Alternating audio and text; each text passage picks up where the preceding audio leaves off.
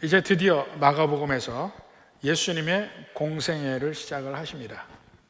공생애를 시작하시면서 이제 나오는 장면이 나오는데, 예수님의 사역의 가장 큰 특징이 여기서도 나옵니다. 예수님의 사역의 특징을 주로 우리가 세 가지로 이야기합니다. 말씀을 전파하시고, 가르치시고, 그다음에 고치시고, 이 세 가지면 있습니다. Preaching, Teaching, Healing, 이 세 가지라고 이야기를 합니다.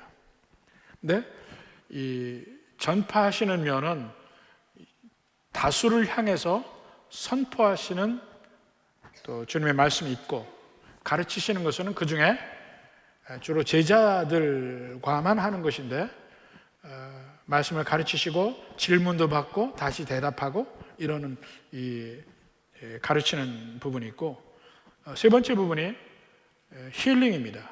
힐링인데 이것은 모든 기적 행함이 그 안에 다 들어갑니다. 병을 고치시는 면이 있고, 귀신을 쫓아내시는 면이 있고, 그리고 자연까지 이기는 면이 있습니다. 이런 면이 다 힐링 안에 들어가는데, 기적 행함은 예수님이 아무 때나 행한 것이 아니고 거의 대부분이 예수님이 말씀을 증거하시고 그 말씀이 참되고 말씀 전한 분이 참된 하나님의 아들이라는 것을 증거하는 그 도구가 기적들입니다. 모든 그 힐링입니다. 그래서 이 병 걸린 사람이 다 나은 것도 아니고, 또 모든 귀신 들린 사람이 다 귀신이 쫓아낸 것도 아니고, 그 일부의 사람들만 표적적으로 그렇게 하신 것을 볼 수가 있습니다. 오늘 본문은 바로 그런 면에서 이 두 가지 면이 같이 나타납니다. 가버나움 회당에서 가르치시는 면, 또 귀신을 쫓아내시는 면. 나중에 보면 그 다음에 29절 이하에 보면 베드로의 장모의 열병을 고치는 면까지 이렇게 쭉 나오는데, 한번 오늘 그 부분에서 예수님의 사역의 특징적인 면, 앞으로의 모든 사역이 다 마찬가지입니다. 특징적인 면을 함께 보겠습니다. 먼저 예수님의 말씀 증거하심, 예수님의 프리칭, 이걸 봅니다. 21절, 22절. 그들이 가버나움에 들어가니라. 여기서 그들이 누굽니까? 바로 그 앞에 보면 예수님께서 4명의 제자를 부르셨습니다. 베드로, 안드레, 야고보와 요한, 4명의 제자를 갈릴리 바다 해변가에서 부르셨어요. 이제는 예수님을 그들이 함께 다닙니다. 그들이 호위하고 다닙니다. 호위한다는 말이 좀 이상한데 예수님을 따라다닙니다. 자, 이제 함께 가버나움에 들어갑니다. 가버나움은 이 갈릴리 호수가 이렇게 약간 위아래로 긴 구슬처럼 생겼습니다. 그 중에 정북에서 약간 동쪽으로 떨어진 곳에 그 해변 호숫가에 그 가버나움이라는 마을이 있습니다. 중요한 마을이에요.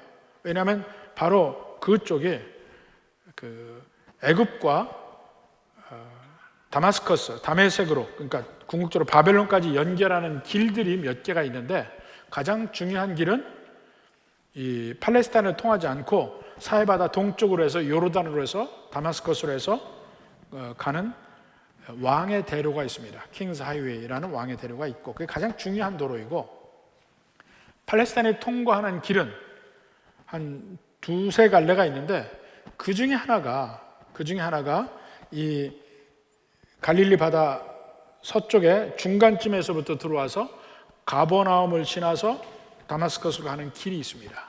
그래서 이 가버나움이 중간에 그 길 성상에서 아주 중요한 데이기도 합니다. 근데 거기서 이제 좀 더 동쪽으로 가면 벳세다가 있고, 벳세다 근처에서 헐몬산 기슭에서부터 흘러내려오는 요단강이 쭉 남쪽으로 내려옵니다. 그래서 그 갈릴리 바다하고 합쳐지는 부분, 그 근처에 벳세다가 있어요. 그리고 그 갈릴리 바다에서 다시 요단강이 또 내려갑니다. 요단 골짜기를 거쳐서 사해바다까지 가게 되는데, 바로 그 요단으로 내려가는 그 근처 쪽에 이제 디베리아가 있고 있습니다. 바로 그 가버나움이에요. 상당히 중요한 도시입니다. 근데 거기 가서 보면 거기에 중요한 유적이 두 가지가 있습니다. 하나는 유대인의 회당에 아주 기초가 잘 돼 있고 잘 보존되어서 남아 있습니다. 가게 되면 먼저 그걸 보는데, 바로 그 회당은 아마 주후 2세기경에 지어진 회당인데 바로 원래 예수님이 설교하셨던 그 회당 그 자리에 다시 건축이 된 거기 때문에 거기서 그 장소적인 면에서 역사적 의미가 있습니다. 또 그 근처에 보면 베드로의 집이 나옵니다. 근데 베드로의 집은 그 회당 옆으로 이제 마을이 형성되어 있는데 그 중간에 베드로의 집이 있어요. 이제 항상 거기 갈 때마다 제가 참 마음이 안 좋은 것은 이 로만 캐톨릭에서 천주교에서 거기를 사가지고 그 위에다가 교회를 올렸어요. 그래서 거기가 이렇게 제대로 이렇게 자연적으로 보이지 않아요. 밑으로 봐야 돼요. 참 안타까운 면이 있지만 실제로 그 가버나움이라는 도시가 있고 거기가 예수님의 갈릴리 사역의 중심지였습니다. 언제나 갈릴리 사역을 하시고, 그러니까 그 근처에 보면 조금만 더 가면 예수님이 산상보훈 하셨던 곳, 그 팔복을 이야기한 그 길이, 그 지역이 보이기도 하고 그 근처에 유적들이 많이 있어요. 예수님의 그 흔적들을 볼 수가 있습니다. 근데 그러니까 다른 데를 가셔도 언제나 가버나움으로 돌아오셨어요. 갈릴리 바다 건너편에 그 대가벌리 지방으로 가시고도 다시 돌아오시고 언제나 이게 중심이 됐던 부분입니다. 거기서 제일 먼저 설교를 시작을 해요. 가버나움에 들어가시나 예수께서 안식일에 회당에 들어가 가르치시매 그랬습니다. 자, 유대인들은 안식일날 모입니다. 근데 안식일은 우리가 생각하는 날짜와는 좀 다르죠. 이 유대인의 달력 속에서 하루는 일몰에서부터 그 다음날 일몰까지가 하루입니다.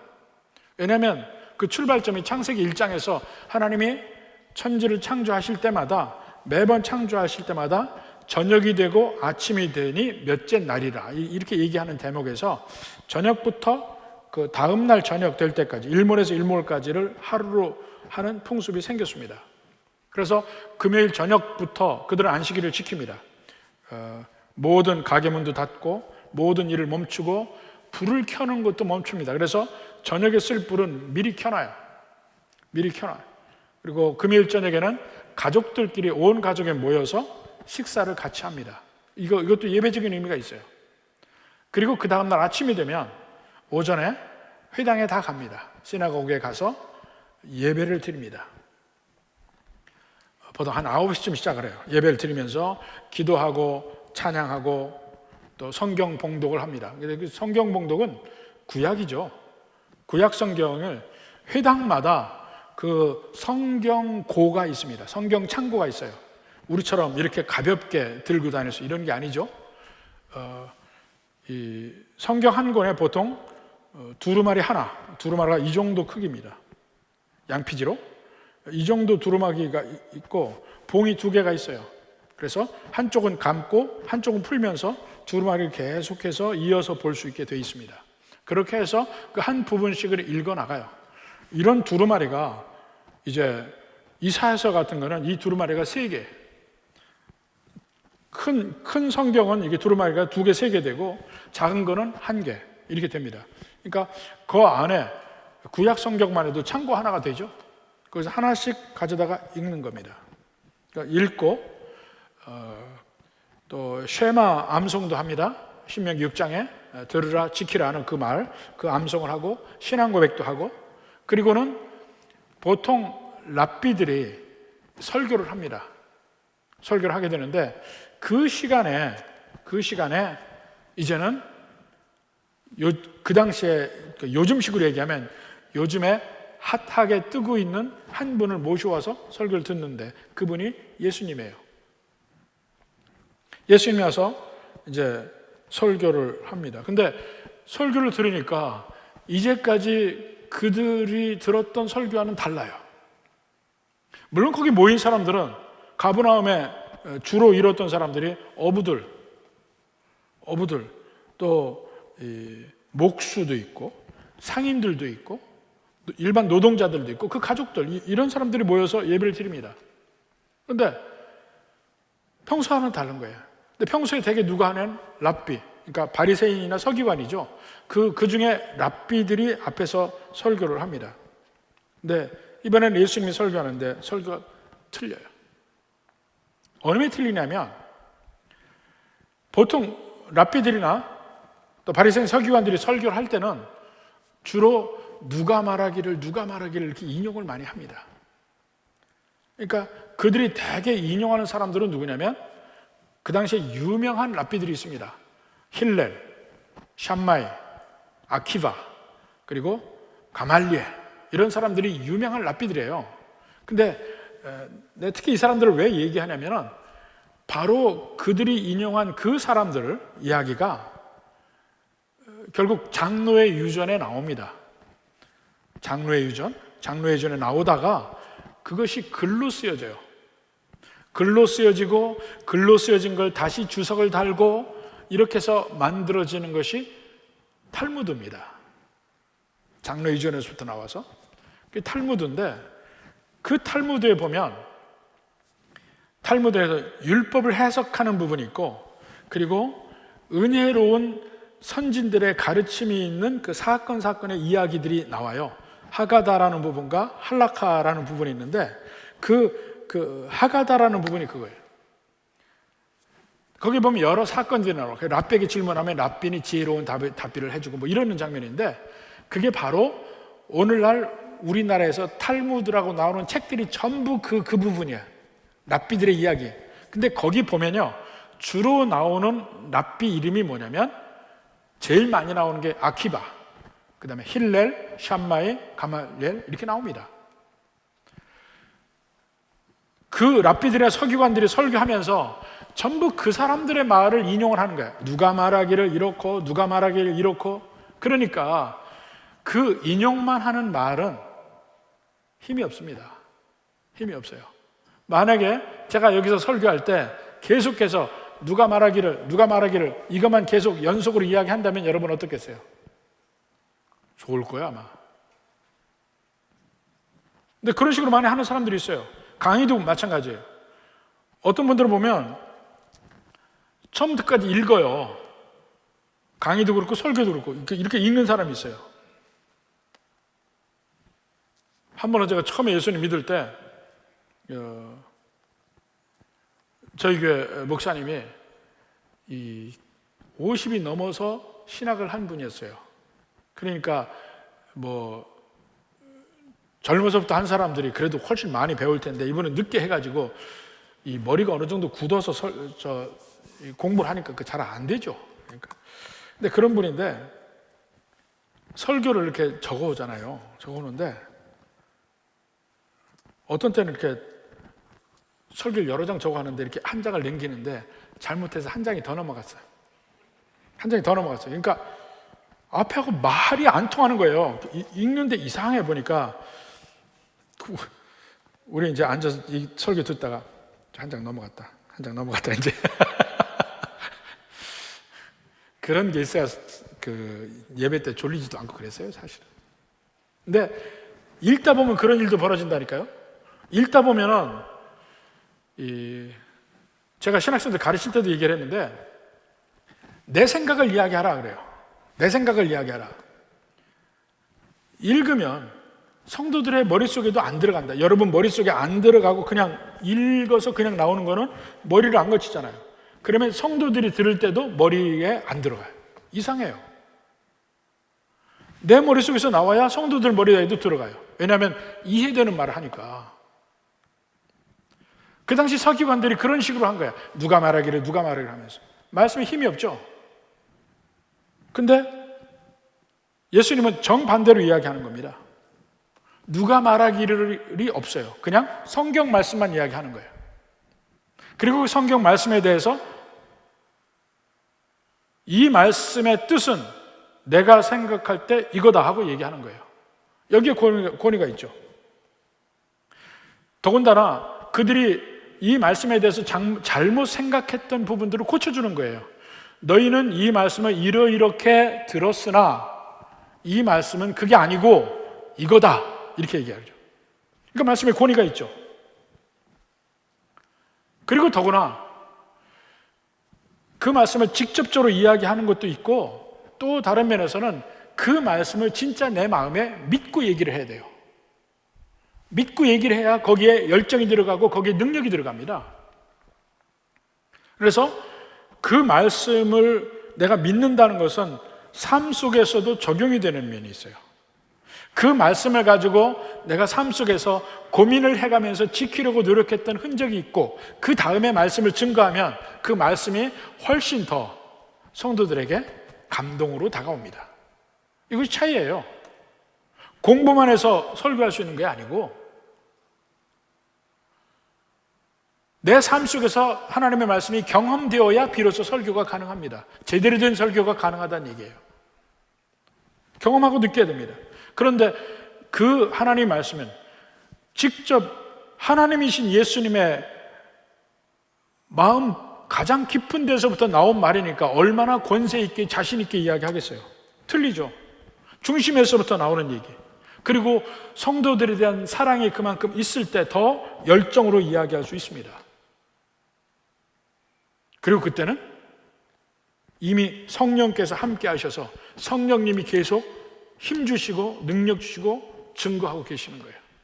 그러니까 예수님의 말씀이 권위가 있을 수밖에 없죠.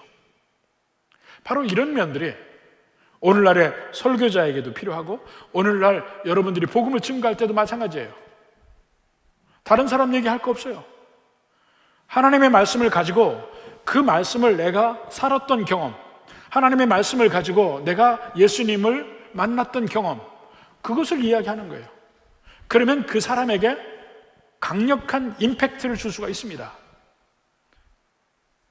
근데 누가 말하기를 이렇게 해보면 그건 아무런 영향력을 줄 수가 없어요.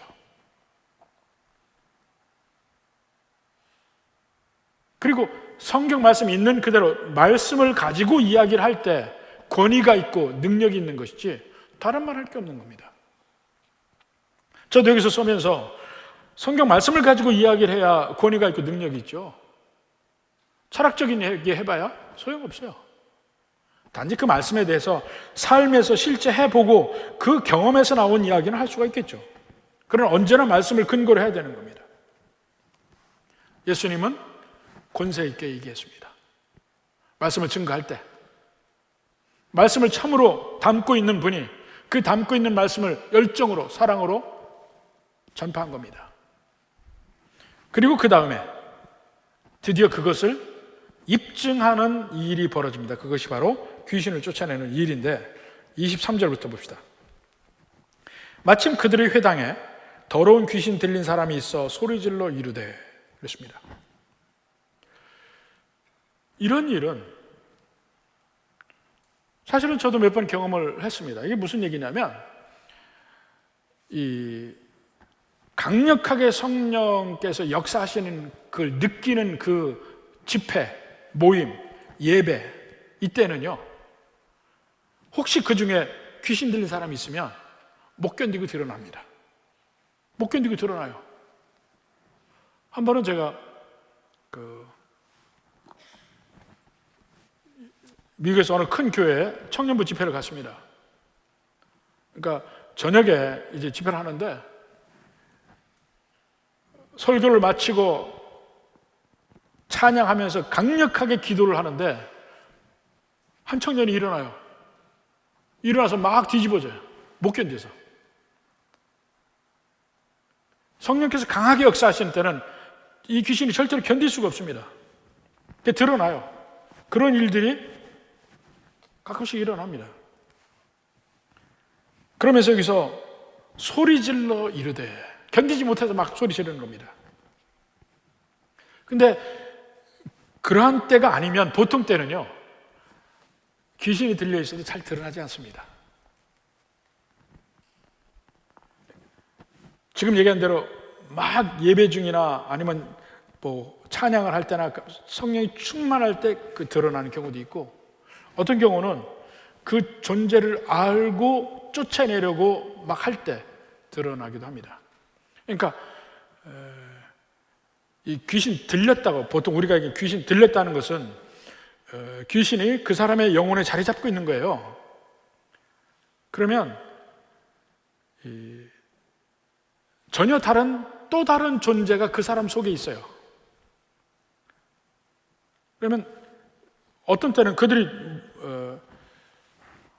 이거 하려면 얘기는 정말 경험적으로 이야기하려면 엄청나게 일이 많지만 어떤 때 이제 머리가 아프다고 오는 사람이 있어요. 머리가 아파서 기도 부탁한다고 오는데 이렇게 얘기를 하다 보면 꼭 머리 아픈 것만 얘기하는 거 아닙니다. 다른 여러 가지 면도 있는데 얘기를 하다 보면 언뜻 그 사람이 아닌 존재가 느껴질 때가 있어요. 그 사람이 아닌 존재, 자기는 몰라. 그 사람이 아닌 존재가 느껴져요. 엉뚱하게 그 사람의 목소리는 전혀 다른 저 깊은 데서 나는 섬찟한 목소리가 나기도 하고 전혀 다른 소리를 냅니다. 근데 자기는 몰라. 그래서 이제 딱 잡고 귀신을 쫓아내면 그때부터 이제 막 드러나기 시작합니다. 드러나요. 그래서 온갖 더러운 짓을 다 하거든요. 근데 이렇게 딱 드러나면, 귀신 들린 사람이 드러나면 자기를 통제할 수 없습니다. 자기가 자기를 통제 못해요. 이제는 귀신이 드러나서 귀신이 그 사람 완전히 통제해서 드러나서 이야기를 합니다. 그럼 이제 귀신하고 얘기하게 되는 거야. 어떤 때는 그럴 때 그 본인은 의식을 전혀 못할 경우가 있습니다. 귀신이 드러난 경우에 귀신하고 말도 하고 쫓아내고 온갖 짓을 하고 귀신을 쫓아낸 뒤에 정신을 차리는 사람도 있고, 제압당하는 상황에서도 내가 왜 이러지 하고 그 정신이 있는 사람들도 있어요. 근데 그렇게 했을 때 전혀 다른 소리가 나거든요. 그 사람이 아닌 소리가 나요. 여기도 귀신이 얘기하잖아요. 근데 귀신이 뭐 어떻게 얘기하냐? 그 사람의 발성기관을 통해서 그 사람을 통제하고 이야기를 하는 겁니다. 근데 이제 이럴 때 이제 의문이 나옵니다. 의문이 뭐냐면 핵심적인 이슈예요. 과연 믿는 사람도 귀신 들릴 수 있는가? 이 문제. 원칙적으로 얘기하면 그 영혼을 제압하는 면을 귀신 들렸다고 얘기하면 그런 면에서는 믿는 사람은 귀신 들리지 않습니다. 영혼을 제압한다는 면에서는. 그렇지만 시시때때로 귀신의 간섭을 받고 귀신에게 얽힐 수는 있어요. 그러니까 귀신 들렸다고 얘기하는, 여기서 완전히 그 사람을 제압하는 그런 면은 아닐지라도 귀신들이 들러붙어서 괴롭히는 경우가 있습니다. 그러니까 어떤 경우냐면 뭐 죄를 짓고 그 죄에서 벗어나지 못하고 막 괴로워하는 그 순간에, 그러니까 귀신이 그 사람의 그 어떤 낚싯바늘에 엮는 순간순간이 있단 말입니다. 그게 어느 순간이냐면 믿는 사람들도 지나치게 화를 내거나 지나치게 슬퍼하거나 지나치게 기뻐할 때도 이 정도를 넘어서는 기쁨이 있거든요. 그런 때, 또 지나치게 두려워할 때 딱 귀신이 잡힙니다. 두려움을 잡아요. 지나치게 미워할 때, 대표적인 예입니다. 지나치게 미워할 때. 이럴 때 귀신의 이 낚시밥 딱 걸리는 거라니까. 그리고서는 그 사람을 괴롭혀요. 보통 이 의미로 영혼을 차지하는, 영혼을 제압하는 귀신 들림이 그건 아니지만 믿는 사람에게도 귀신의 영향이 있을 수가 있다니까요. 이거는 주로 경험적으로 얘기해요. 성경에도 그거 입증돼서 얘기하는 거 아닙니다. 그럼 경험적으로 목회를 하다 보면 그걸 다 봐요. 우리에게 있는 아까 얘기했죠. 머리가 아프거나 어떤 병이 있거나 어디가 약하거나 아프거나 이런 것들이 두 가지가 있습니다. 하나는 질병적인 문제가 있을 수 있고, 하나는 귀신의 문제로 그 일이 있을 수가 있습니다. 이미 성경에도 이 두 가지는 다 이야기를 합니다. 특히 예수님이 병을 고칠 때 보면 두 가지로 나타납니다. 자, 제일 먼저 누가복음 11장 14절 봅시다. 예수께서 한 말 못하게 하는 귀신을 쫓아내시니 귀신이 나가면 말 못하는 사람이 말하는지라. 말을 못하는 것도 두 가지 면이 있습니다. 귀신이 말 못하게 해서 못할 때도 있고 그냥 질병적으로 말을 못하는 경우가 있습니다. 예수님이 두 가지를 구별하셔서 귀신 때문에 말 못하는 면은 귀신을 쫓아내야 돼요. 그런 때는 병원 가서 아무리 진단을 해봐도 나오질 않아요. 아무 문제가 없어. 근데 말을 못해. 질병적으로 말 못하는 것은 질병적인 면에 병고침이 필요한 겁니다. 마태복음 15장 30절 봅시다. 큰 무리가 다리 저는 사람과 장애인과 맹인과 말 못하는 사람과 기타 여럿을 데리고 와서 예수의 발 앞에 앉힘에 고쳐주시니 그랬죠. 이건 다 그냥 질병적인 면에서 고쳐주는 면을 이야기를 해요. 말 못하는 것도 그냥 고쳐주시는 때가 있습니다. 맹인들도 그냥 고쳐주시는 면이 있습니다. 실로암에 가서 씻으라. 그냥 고쳐주시는 면이에요. 그런데 귀신 때문에 그렇다면 귀신을 쫓아내야 됩니다.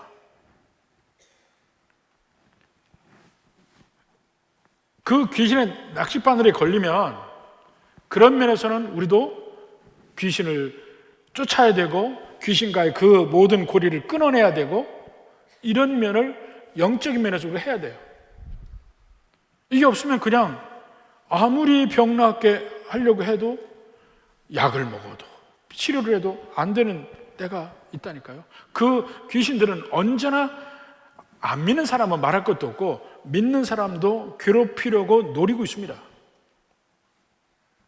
우리가 할 일은 뭐냐면 그들의 존재를 인정하고 깨어있고 혹시 그런 면이 의심이 된다면 바로 영적인 면에서 해결하려고 노력을 하고 해야 되는 면이 있습니다. 우리는 그냥 글씨로 된 이 하나님의 말씀을 가지고 믿는다 하고 여기 말씀대로 내가 순종하며 살려고 노력하고 하는 그런 삶만이 아닙니다. 분명하게 전혀 우리가 감각적으로 느끼지 못하는 영적인 세계가 있다는 사실을 인정해야 합니다. 영적인 세계가 있습니다. 우리가 경건생활을 잘 해야 되는 이유 중에 하나도 경건생활을 해야 우리가 하나님의 임재를 느끼고 살아간다 이 면을 주로 이야기하지만 잘 말해지지 않는 부분이 뭐냐면 그 경건생활을 통해서 귀신이 내게 그런 식으로 고리를 걸 수 있는 여지를 주지 않는 거예요. 혹시 내게 그런 게 있더라도 끊어버릴 수 있는 그런 능력이 경건생활에서 나옵니다. 기도생활에서 나오고 알지 못하는 사이에 우리가 두려움이나 놀램이나 슬픔이나 뭐 이런 속에서 잘못하면 이게 귀신의 훅에 걸릴 수가 있어요. 이럴 때 우리는 쫓아내야 합니다. 그걸 인정하고 쫓아내야 합니다. 그래서 같이 기도해야 되고 기도가 필요해요. 뭐가 문제 있는 사람 기도 받으러 오잖아요. 기도 받으러 와야 돼요. 목회자들이 기도를 받아야 됩니다. 그래야 영적 생활에서 우리가 건강해질 수 있고 어떻게 사는지 그 방법도 알 수가 있습니다.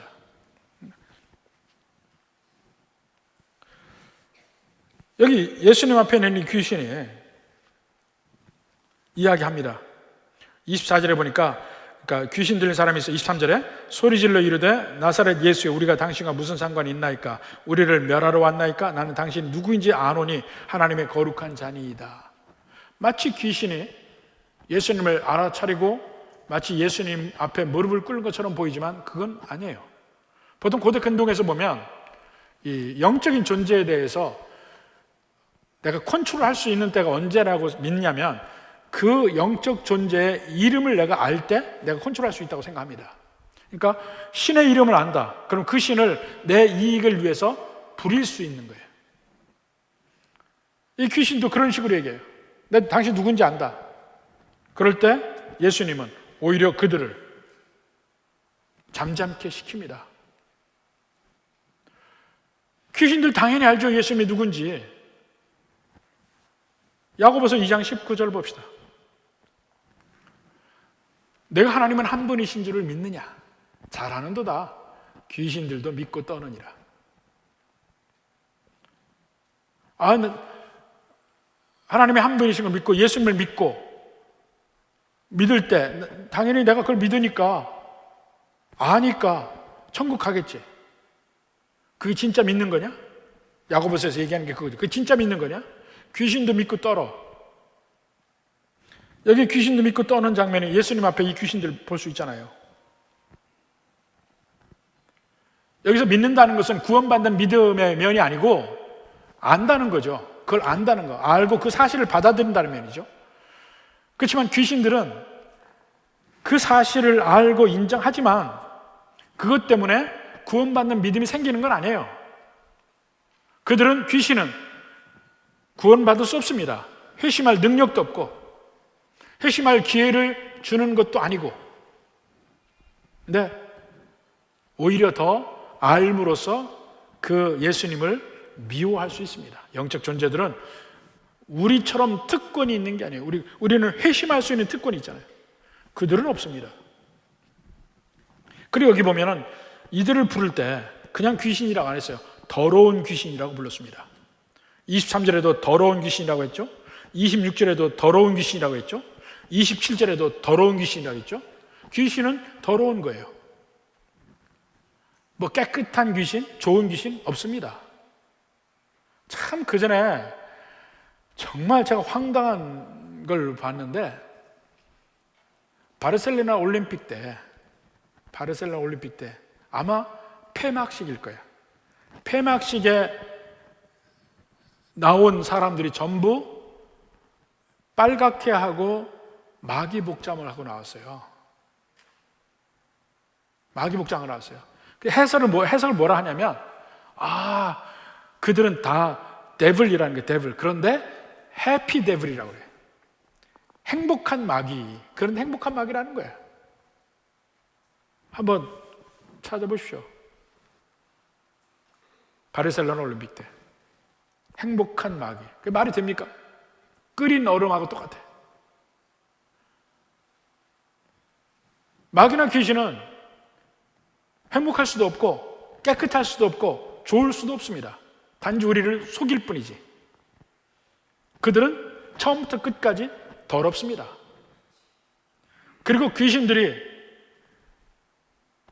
한 사람을 영혼을 잡아서 귀신 들리게 만들면 그 사람의 모든 삶을 더럽게 만들어요. 이 성경에는 귀신 들린 사람들 다 보십시오. 믿는 사람들은 영혼까지 침범받지는 않지만 우리들이 죄를 지을 때 지나치게 그렇게 우리를 잃어버릴 정도로 감정이 표현되고 미움이 있고 할 때 마귀에게 휘둘릴 수 있는 근거를 준다니까요. 그렇게 되면 그 더러움에 나도 들어가는 거야. 더러운 귀신의 특징이 내게도 묻어지는 겁니다. 그리고 사람과의 관계도 끊게 만들어요. 자꾸 모든 귀신 들린 사람 보십시오. 그 자신의 삶도 더러워지고 다른 사람과의 관계도 끊어져서 홀로 있을 수밖에 없어요. 외롭게 만들어놔요. 예수님께서 이 더러운 귀신을 꾸짖습니다. 25절 26절에 보니까 그러니까 더러운 귀신이 그 사람에게 경련을 일으키러 큰 소리를 지르며 나오는지라. 이게요, 귀신 들린 사람에게 나올 때 거의 일반적으로 다 그렇습니다. 일반적으로 다 그래요. 귀신 들린 사람을 이렇게 귀신 쫓아내기 위해서 그 힘을 쓰면요, 순순히 나가는 귀신은 거의 없어요. 정말 징그럽게 질깁니다. 너무너무 힘들어요. 귀신 쫓아낼 때 보면 진이 빠질 정도로 힘들어요. 어떤 때는 보고 나간 것 같아. 근데 일단 의심해봐야 돼요. 왜냐하면 속여요. 나간 것처럼. 재밌는 애들 많았습니다. 귀신 쫓아내는. 왜 네가 거짓말 하냐고 계속 귀신 애들 뭐라 하면 금방 그 사람이 부르르 일어나면서 어떻게 알았냐고 그래요. 그런 일까지 당해요. 근데 일단 그 귀신 나갈 때 보면 아주 두드러지게 표가 납니다. 여기처럼 경련을 일으키는 거 거의 다 있어요. 큰 소리 지르면 나가니까 나갈 때 확실하게 보여줍니다. 이렇게 영혼이 떨어져 나가는 게 보여요. 이거 생소한 일인 것 같지만요, 우리의 삶 속에 언제나 이런 영적 세계가 붙어 있다는 걸 여러분은 알아야 합니다. 영적 세계가 언제나 붙어 있어요. 그런데 마치 그 영적 세계가 없는 것처럼 살아요. 나에게 해코지 하는 사람은 그 사람을 미워하고 복수하고, 마치 그 우리 표면에 보여지는 것만으로 사는데, 사실은 그 뒤에 있는 수많은 어둠의 세력을 인정하고 그 귀신을 쫓아내고, 오히려 나를 괴롭히는 그 사람의 그 뒤에 있는 모든 어둠의 세력을 쫓아낼 때 관계를 회복해 나갈 수 있습니다. 미워하지 않고. 우리 믿는 사람들은 일단 귀신에 대해서는 전혀 두려워할 필요가 없습니다. 우리 영혼을 어찌하지 못합니다. 근데 우리를 괴롭게 할 수는 있습니다. 우리의 그 어떤 면, 우리의 잘못된 어떤 면에 고리를 걸고 우리를 휘두르고 흔들 수 있습니다. 그 고리를 우리가 끊어야 되고, 또 어느 면에서는 우리가 은혜 생활하고 찬양 많이 하고, 귀신이 제일 싫어하는 게 찬양이에요. 찬양 많이 하고 이렇게 하면서 그 주님을 더 깊이 알아가려고 노력하면 점점 귀신은 떠나가게 돼 있어요. 제가 처음에 귀신을 쫓을 때 너무 신이 나서 귀신 나온다 하면 쫓아다니면서 귀신을 쫓았어요. 근데 하다 보니까 너무 힘들고, 또 다른 면은 같이 이렇게 예배 드리다가 예배 중에도 나타난다니까요. 그러면 귀신이 드러나는 사람 있잖아요. 그럼 쫓다 보면 덕이 안 돼. 덕이. 그 사람은 그 전에보다 귀신을 쫓아냈으면 더 깨끗해졌잖아요. 근데 사람들이 자꾸 멀리 하는 거예요. 처음에 보니까. 저 사람 귀신 들렸잖아요. 이미 깨끗해졌는데. 그 전에는 몰랐으니까 그냥 그렇게 사는데. 그래서 사람들이 보는 데서 대놓고는 쫓지 않기로 했어요. 또 하나이면은, 믿는 사람들은 은혜 받으면 돼요. 은혜 받으면 돼. 한 번은 귀신에 들려서 교회를 나온 사람이 있어요. 계속 귀신이 귀에다 대고 얘기를 하는 거야. 칼로 몸을 상하게 해라, 자살해라, 막 이런 소리를 막 들리는 거예요.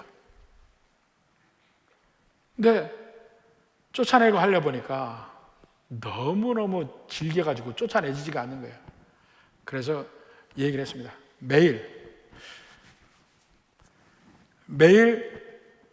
하루에 2번씩 집에서 예배 드리고 찬송하고 계속하고, 그리고 소리 들 때마다 사탄아, 이제 더 이상 나는 널 싫어하니까 물러나라, 떠나가라, 이렇게 외치라고 그랬어요. 한 달쯤 지나니까 다시 그분에게 연락이 왔어요. 이 귀신이 이제 얘기한대. 누구야, 이제 네가 나를 사랑하지 않는구나. 이제 너를 떠나야 되겠다. 그렇게 얘기하고 떠나더래.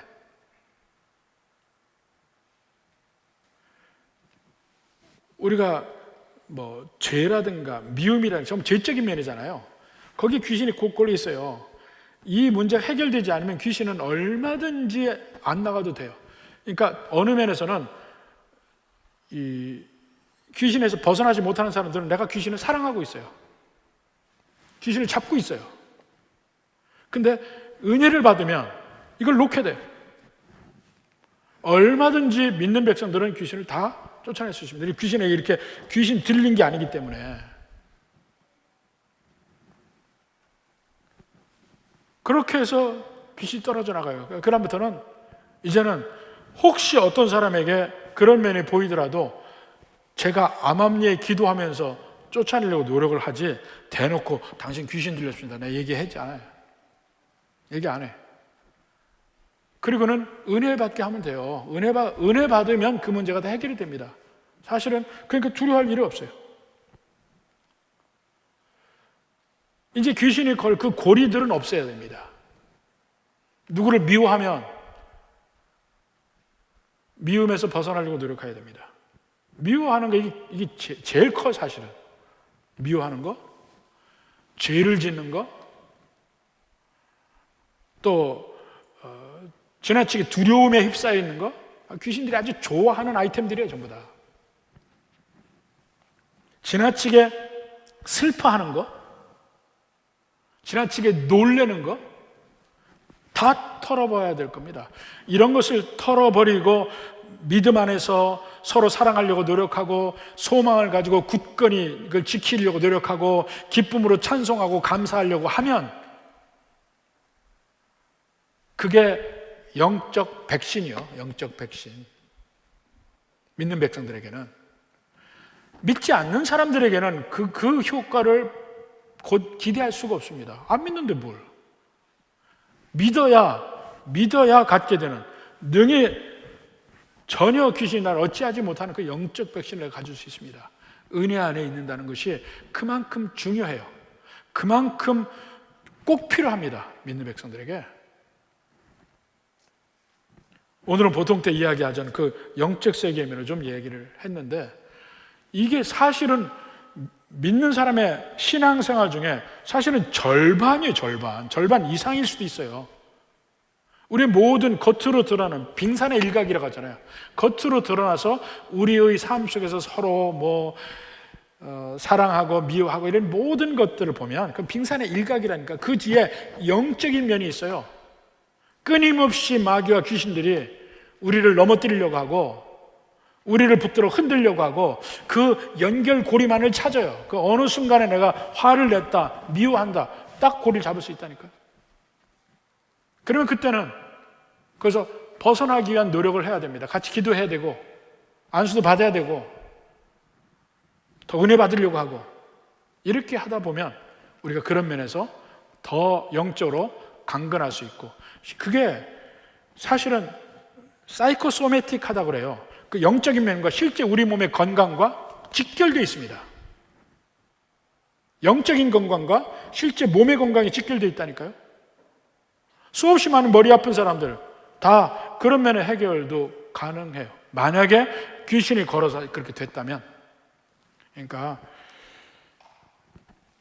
먼저 그 악한 영의 세계가 있다는 사실, 영적인 세계가 있다는 걸 믿는 백성들 인정해야 합니다. 그리고 찾아서 저항해야 되고 쫓아내려고 노력하고 우리 삶 속에서 하나님의 은혜만이 넘칠 수 있도록 하려고 해야 합니다. 하나님의 나라는 예수님 때부터 이미 이 세상에 침노에 들어와 있습니다. 그리고 그 하나님의 나라가 확장되는 그 순간에는 마귀가 어찌할 수 없습니다. 우리도 은혜 안에 있는 순간에는 마귀가 어쩌지 못합니다. 그런데 우리가 이 세상에 사는 동안 시시때때로 죄적인 면에 노출이 된다니까요. 바로 그것을 우리가 조심해야 합니다. 그리고 혹시 귀신이 우리를 흔든다면 그걸 끊어버릴 수 있는 능력도 우리 믿는 사람에게는 있다는 것을 확실히 아시고 믿음 안에서 더욱 강건한 삶을 살기를 주님의 이름으로 축원합니다.